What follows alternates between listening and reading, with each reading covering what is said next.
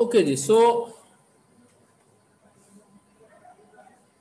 here, from in the case of hydrogen atom,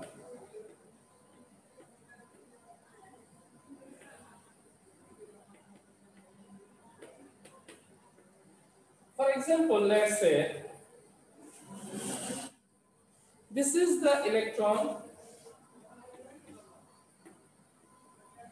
and these are the certain energy state. For n is equal to 1, which we call it as a s orbital. For n is equal to 2, we call it as a s and p orbital. For n is equal to 3, which we call it as a s, p and d orbital.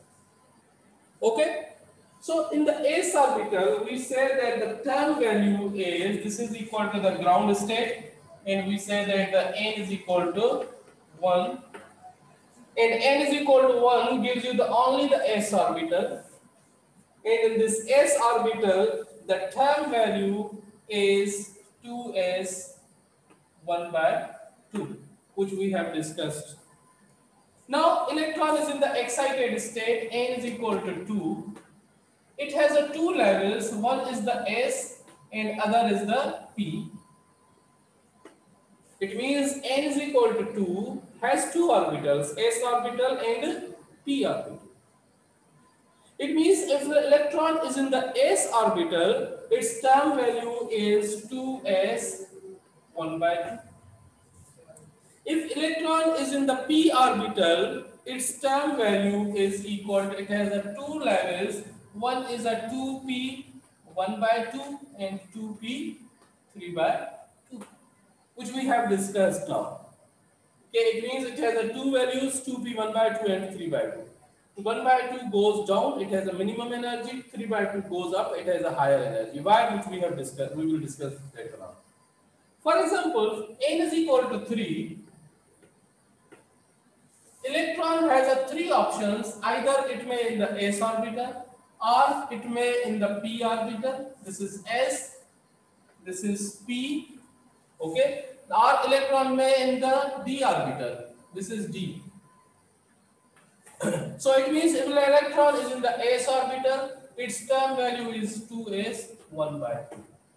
If electron is in the p orbital, its term value is 2p 1 by 2 and 2p 3 by 2.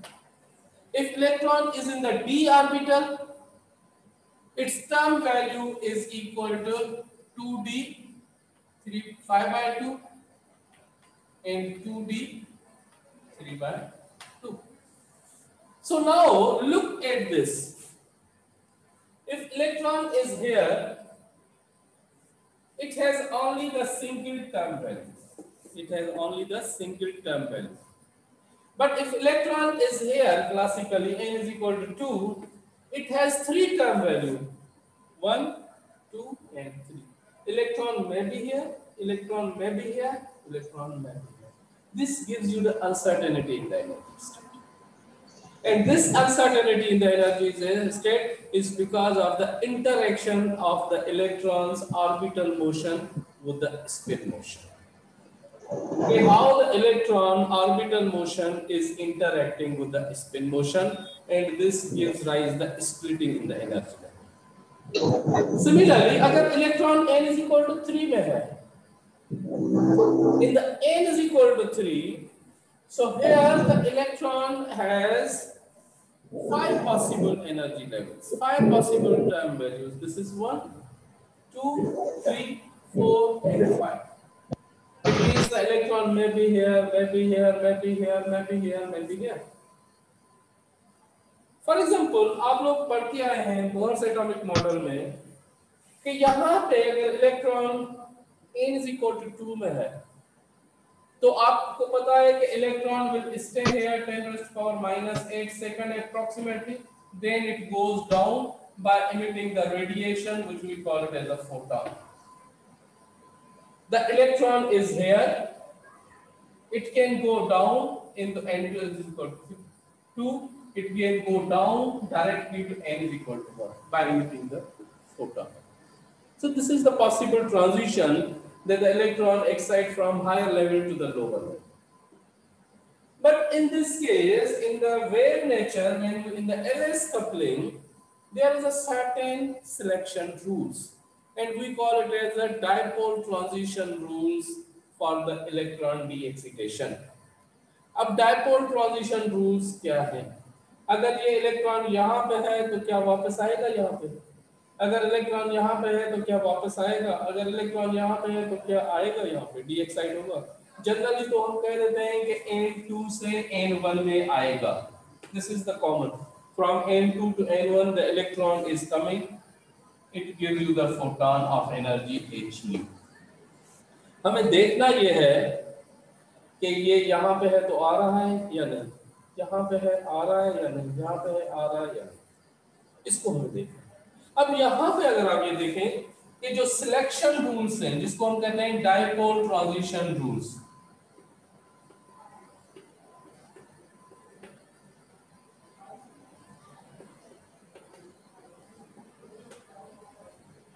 वो क्या है कि delta L is equal two plus minus one. Delta L जो है वो change होगा plus minus one के साथ। इसका मतलब है कि डेल्टा एल क्या है? Angular momentum. Angular momentum must be change with plus minus one. ये अगर हो रहा है तो वो ट्रांजिशन मुमकिन है, अगर ये नहीं हो रहा तो वो ट्रांजिशन मुमकिन नहीं है। दूसरा रूल क्या है? This is the first rule. Second rule क्या है कि delta S is equal to zero, कि स्पिन का जो चेंज है, change in spin is equal to zero. इसका मतलब है कि जहां से जहां पे आएगा अपर से लोअर में दोनों का स्पिन सेम होना चाहिए, total spin. It means the total spin must be same. अगर टोटल स्पिन सेम नहीं है तो वो ट्रांजिशन मुमकिन नहीं है। दूसरा ये। तीसरा जो है रूल वो ये है कि delta J total angular momentum is या तो जीरो हो या प्लस माइनस वन, तो ये भी मुमकिन, ये पॉसिबल। यहां पे अगर आप ये देखें a spin zero to zero is not possible, zero से जीरो में पॉसिबल नहीं है। Sorry, delta L zero to zero is not possible. अब ये हमारे पास तीन रूल्स हैं, इनको अगर कोई फॉलो करता है तो वो ट्रांजिशन मुमकिन है, अगर फॉलो नहीं होते तो वो ट्रांजिशन मुमकिन नहीं है। अब यहां से अगर मैं देखूं कि n is equal to 2 है, n is equal to 2 से n is equal to 1 में आ रहा है, आएगा, बिल्कुल आएगा, जरूर आएगा। अब n is equal to 2 के कौन सी स्टेट में है कि आएगा? यहां से अगर मैं देखूं इसमें, इसका L की वैल्यू क्या है? यहाँ L की वैल्यू कितनी है? जीरो। s ऑर्बिटल में L की वैल्यू कितनी होती है? जीरो। ये भी s ऑर्बिटल है, L की वैल्यू क्या है? जीरो। तो zero to zero it means delta L क्या होगा? जीरो। इसका मतलब है यहाँ पे डेल्टा L कितना है? Plus minus one. तो यहाँ से यहाँ पे वापस आना इसके लिए मुमकिन नहीं है। अगर इलेक्ट्रॉन यहाँ पे है तो नीचे नहीं आएगा, okay, it will not go down, so this is not possible. लेकिन अगर इलेक्ट्रॉन यहाँ पे है P में, तो P का जो L वैल्यू क्या है? इसका जो L वैल्यू कितना है? 1। इसका जो L वैल्यू कितना है? 0। तो 1 प्लस 0 मींस 1, 1 माइनस 0 मींस 1। तो यहाँ ये पहला रूल पॉसिबल हुआ। So the first rule delta L plus minus 1 मुमकिन है कि यहां से ये वापस आएगा, ओके। दूसरा रूल देखते हैं, डेल्टा S जीरो, इसकी मल्टीप्लिसिटी क्या है? 2। इसकी मल्टीप्लिसिटी क्या है? 2। मल्टीप्लिसिटी सेम है मींस स्पिन सेम होगा। It means if the multiplicity is same, spin is same, तो डेल्टा S क्या होगा? जीरो। सेम स्पिन से, क्योंकि इसका स्पिन कितना है? 1/2। इसका स्पिन कितना है? 1/2। 1/2 जो डेल्टा एस क्या होगा? जीरो हो जाएगा। चेंज क्या होगा? 1/2 माइनस 1/2 मींस जीरो। तो इसका मतलब है ये सेकंड रूल भी मुमकिन है। थर्ड रूल भी मुमकिन है, डेल्टा जे जीरो या प्लस माइनस 1। यहाँ 1/2 है, ये 1/2 है। 1/2 से 1/2 का मतलब क्या है? जीरो। क्लियर? क्योंकि 1/2 minus 1/2 gives you zero. 1/2 plus 1/2 gives you 1। मुमकिन है। ओके, तो इसका मतलब है 2p 1/2 से ये मुमकिन है। तो इसका मतलब है कि the transition from number 1, the transition from, यहां पे मैं लिख लेता हूं 2p 1/2 से 2s 1/2 में मुमकिन है, और यहां से आपको फोटॉन मिलेगा। This transition is possible. Okay, अब आप देखिए अगर इलेक्ट्रॉन यहां पे नहीं है, पहले हमने कहा इलेक्ट्रॉन यहां पे है तो ये वापस नहीं आएगा। अब मैं कह देता हूं इलेक्ट्रॉन यहां पे है फर्स्ट करें, तो क्या कह रहे हैं कि वापस आएगा। क्लियर, ये वापस आएगा। लेकिन अब अगर इलेक्ट्रॉन यहां पे है तो वापस आएगा। देखते हैं, ये P है, ये S है। P और S के दरमियान जो डेल्टा L है 1 0, इसका मतलब है कि ये पॉसिबल है, पहला फर्स्ट पॉसिबल है। Clear, so this first possible indicates that 2P से 2S में आएगा।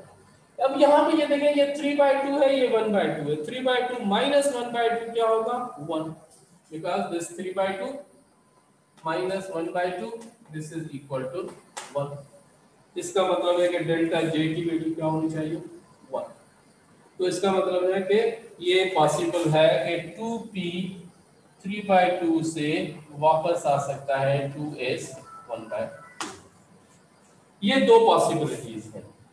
कैसे? यहाँ पे आप ये देखें, डेल्टा L की वैल्यू कितनी होती है P से S में? डेल्टा L 1 हो गया, डेल्टा S 0 हो गया, क्योंकि 2 डिस्टेंस है। यहाँ पे इसको देखें, डेल्टा L S है, P है, डेल्टा L 1 हो गया, और डेल्टा S 0 है, क्योंकि ये भी 2 है, ये भी 2 है, डेल्टा S 0। अब यहाँ पे डेल्टा J की वैल्यू अगर हम देखें तो क्या है? 1/2 1/2, तो J की वैल्यू क्या है? 0। ये क्या है यहाँ पे? 3/2 1/2, तो डेल्टा J की वैल्यू क्या है? 1। डेल्टा J इज 1, क्योंकि 3/2 1/2, तो ये दोनों पॉसिबल है 0। तो इसका मतलब है ये 0 1 0 ये पॉसिबल है। तो इसका मतलब है this transition is possible, this transition is possible. इसका मतलब है कि ये मुमकिन नहीं है। तो इलेक्ट्रॉन यहां से यहां पे आ सकता है एक लेवल, दूसरा इलेक्ट्रॉन यहां पे है तो यहां से यहां पे आ सकता है। अब यहां से अगर आप यहां पे देखें इसको कि n is equal to 2 से n is equal to 1 पे जब आ रहा था तो आपके पास एक फोटॉन मिल रहा था, you will get a 1 photon. लेकिन यहां से अगर आप ये देखें कि n is equal to 2 से जब n is equal to 1 पे आ रहा है तो यहां पे आपके पास 1 नहीं बल्कि 2 फोटॉन थे। तो this is because of the uncertainty, this is because of the delta. So it means these are the possible transition and this is known as a dipole transition rules. अब यहां से अगर हम ये देखें ऊपर से नीचे फिर, इसका मतलब ये है कि जब n is equal to 3 में है, n is equal to 3 में है, तो 3 से कहां पे आ सकता है? आपको पता है n is equal to 3 से आ सकता है n is equal to 2 पे इमिट करेगा, आएगा ना? You know that n is equal to 3 से तो n is equal to 2 पे ट्रांजिशन हो सकती है। अब सवाल यह है कि n is equal to 3 से कौन सी स्टेट पे? अगर s में है तो s से s में आ सकता है? नो, s डेल्टा L 0 हो जाता है। यहाँ पे हमारे पास डेल्टा L जो है वो प्लस माइनस 1 है, तो नहीं आ सकता। क्लियर? तो ये मुमकिन नहीं है। तो इसका मतलब है कि इसका मतलब क्या हुआ कि मतलब P से S में आ सकता है? हाँ आ सकता है। अभी हमने किया है P से S में आ सकता है, P से S में आ सकता है। क्या P से P में आ सकता है? ये P है, P से P में आ सकता है? लो, वीडियो बंद हो गई क्या?